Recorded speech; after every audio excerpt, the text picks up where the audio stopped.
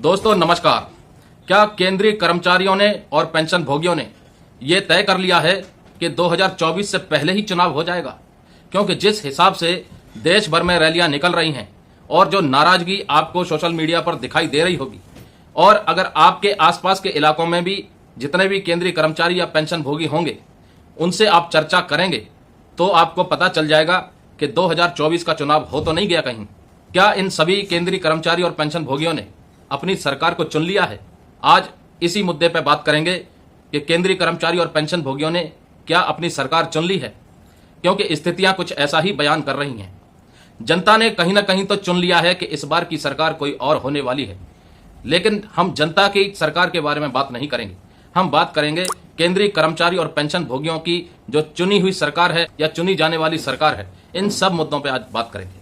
आप अपने इलाके में बाहर निकलिए, तमाम केंद्रीय कर्मचारी पेंशन भोगियों से मिलिए और उनसे ये चर्चा कीजिए कि जो उनके मूलभूत मुद्दे हैं, जैसे कि न्यू पेंशन स्कीम से रिलेटेड, ओल्ड पेंशन स्कीम से रिलेटेड, 18 महीने का डियरनेस अलाउंस और डियरनेस रिलीफ से रिलेटेड, 7th पे कमीशन की डिस्क्रिमिनेशन से लेकर के तमाम जितने भी मुद्दे हैं, भूतपूर्व सैनिकों से मिलिए, उनकी वन रैंक वन पेंशन 2 के मुद्दे पर चर्चा कीजिए, तो आपको पता चल जाएगा कि कहीं ना कहीं इन कर्मचारियों ने, इन पेंशन भोगियों ने अपनी सरकार का चयन कर लिया है कि 2024 में किसके ऊपर ये मोहर लगाने वाले हैं। क्योंकि पिछले कई महीनों से ये लगातार मांग कर रहे हैं और उन मांगों का कोई असर नहीं हो रहा। शुरुआत कर लेते हैं हम भूतपूर्व सैनिकों से, जो जंतर मंतर पर और देश के अलग अलग कोनों में ये मांग कर रहे हैं कि वन रैंक वन पेंशन 2 की विसंगतियों को दूर किया जाए।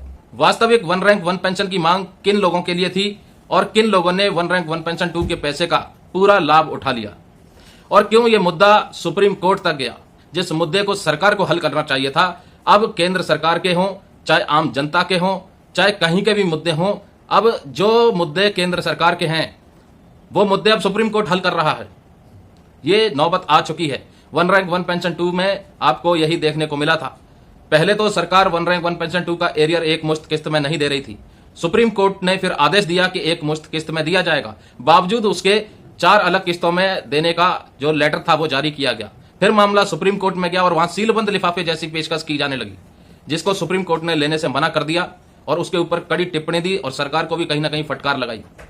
उसके बाद सरकार की भी दलीलें सुनी गई और वापस से मामला सुप्रीम कोर्ट ने भी जब देखा कि सरकार कहीं ना कहीं एक मुश्त किस्त देने में असमर्थ है, तो उन्होंने कहीं ना कहीं कुछ विचार किया होगा, कुछ सोचा होगा और वापस से कुछ नया सॉल्यूशन निकाला, जिसमें 70 साल तक के जितने भी पेंशनर हैं उन सबको 3 अलग अलग किस्तों में दिया जाएगा। जो फैमिली पेंशनर हैं, गैलेंट्री अवार्ड विनर्स हैं, उनको 30 अप्रैल तक दिया जाएगा, और जो 70 साल से ऊपर वाले पेंशनर हैं, 70 साल या 70 साल से ऊपर वाले, उनको 30 जून तक दिया जाएगा। तो ये जो रेजोल्यूशन निकाला, उस आधार पर अब उनको वन रैंक वन पेंशन 2 का एरियर आ रहा है। उसके बाद जो उनकी विसंगतियां हैं उसके ऊपर अभी कोई भी औपचारिक चिट्ठी जारी नहीं हुई है, और जिसकी मांग लगातार भूतपूर्व सैनिक कर रहे हैं।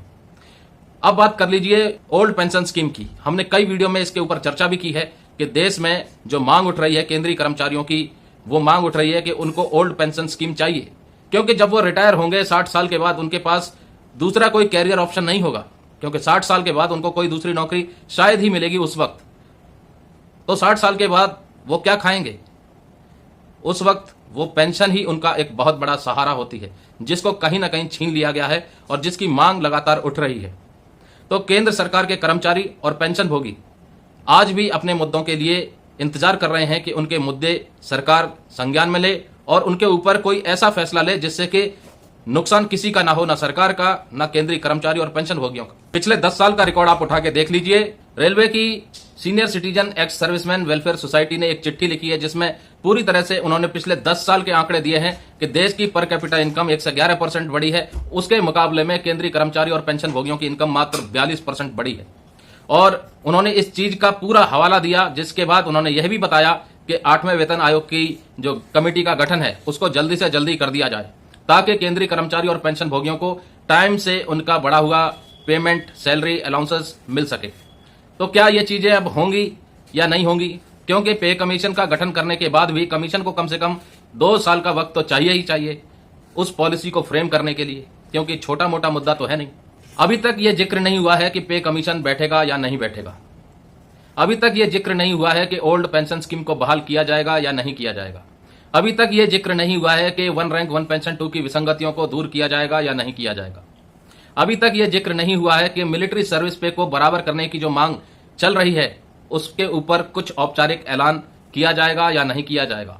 वैसे तो इक्वल मिलिट्री सर्विस पे का मुद्दा अभी दिल्ली हाई कोर्ट में चल रहा है, तो आखिर ये मुद्दा दिल्ली हाई कोर्ट में क्यों चल रहा है? ये मुद्दा जो पे कमीशन से रिलेटेड है, ये तो सरकार का काम है। अगर उसको लेकर के एक बहुत बड़ा तबका नाराज है तो सरकार उस चीज को सॉल्व क्यों नहीं कर रही? क्यों उस तबके की तरफ से कोर्ट केस किए जा रहे हैं? तो जो काम सरकार के हैं वो काम सरकार नहीं कर रही, वो काम कोर्ट कर रही है। पिछले वीडियो में भी आपको बताया था, चाहे वो केंद्रीय कर्मचारियों से रिलेटेड मुद्दे हों, चाहे देश की स्थिति और परिस्थितियों से रिलेटेड मुद्दे हों, ये सरकार कहीं ना कहीं विफल होती नजर आ रही है उन मुद्दों पर। मणिपुर का जिक्र हमने पिछली वीडियो में भी किया था, जिसमें कि पूरी तरह से एक ही चीज साफ नजर आ रही है कि वहां कम्युनल राइट्स चल रहे हैं, स्थिति अनरेस्ट है, लेकिन जो हमारे प्रधानमंत्री जी हैं वो देश विदेश की सैर में लगे हुए हैं। उनके लिए विदेश जाकर के मुद्दों को सॉल्व करना जरूरी है कि मणिपुर जाकर के मुद्दों को सॉल्व करना जरूरी है, ये आप तय करें। लेकिन हम यह बात मणिपुर के हालातों पे अभी नहीं करेंगे, हम पिछली वीडियो में कर चुके हैं। हम यहां बात कर रहे थे कि क्या केंद्रीय कर्मचारी और पेंशन भोगियों ने 2024 की सरकार का चयन कर लिया है कि किसके ऊपर मोहर लगने वाली है। तो दोस्तों, एक सर्वे के तौर पर ही इसको मान लिया जाए।